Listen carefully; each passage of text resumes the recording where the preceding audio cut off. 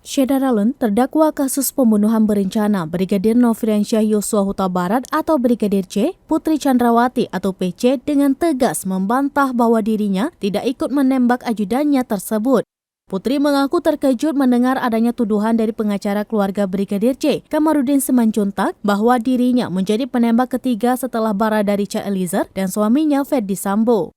Hal tersebut diungkapkan Putri dalam sidangnya hari ini bersama terdakwa Ferdy Sambo di Pengadilan Negeri Jakarta Selatan pada Selasa 1 November 2022.